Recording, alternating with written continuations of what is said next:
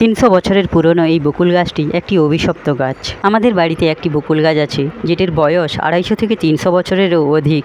ও এই বকুল গাছটি একটি অভিশপ্ত গাছ। হ্যাঁ, এটাকে আমরা অভিশপ বলে ধরি না বা মনেও করি না। এটি একটি বরপ্রাপ্ত গাছ। আমরা মনে করি এটাকে বর দেওয়া হয়েছিল। বকুল গাছ মানেই আমরা জানি ফুল ফল দুটোই হয়, কিন্তু এই বকুল গাছে শুধুই ফুল হয়, কোনোদিন আমরা একটা ফল দেখতে পাইনি।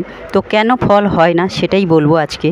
আর আজকে হঠাৎ গাছটার ভিডিও করছি কারণ গাছটা শুকিয়ে গেছে, হয়তো আর বেশি দিন থাকবে না, মানে মরে যাচ্ছে গাছটা। অনেক দিন হলো শুকিয়ে গেছে দেখছি, কারণ হয়তো অযত্নে অবহেলায়, কারণ জঙ্গল হয়ে গেছে চারিপাশে। আর এই গাছটি হচ্ছে একটি দেবস্থ গাছ। এই যে আমাদের সমাধিস্থল, যেহেতু আমরা বৈষ্ণব তাই আমাদের তো সমাধি করতে হয়। আর এর কাছে একটি পারুল গাছও ছিল, ওটা 2021 সালে ঝড়ে পড়ে যায়।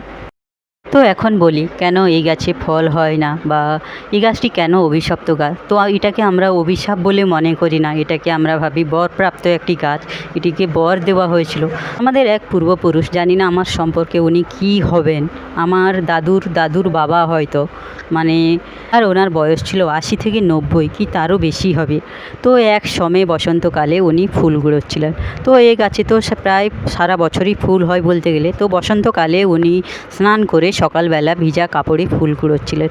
তো হঠাৎ করে ফুল কুড়োনো শেষ, প্রায় এক ঝুড়ি ফুল কুড়িয়েছেন। তখনই একটি পাখি এসে সেই ফুলের ফুলঝুড়ির উপর মল ত্যাগ করে।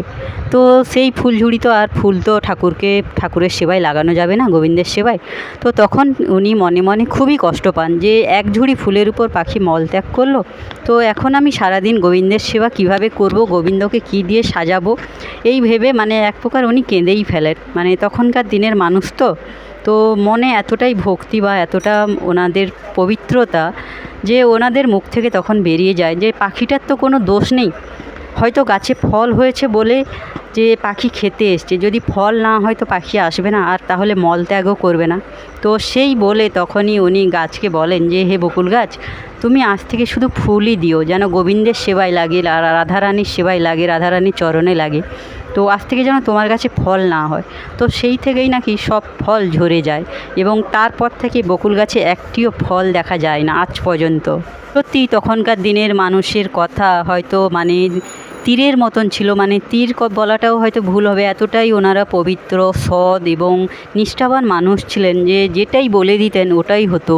সত্যি এই রকম হয়তো মানে ঐতিহাসিক জিনিস বলি বা পুরনো দিনের কাহিনী প্রত্যেকের গ্রামে বা প্রত্যেকের এলাকায় কম বেশি আছে, কিন্তু আমরা সত্যি তুলে ধরি না, কারণ কে কী ভাববে, কে কী বলবে, বা যাই হোক হয়তো সময়ের অভাবেও তুলে ধরা হয় না।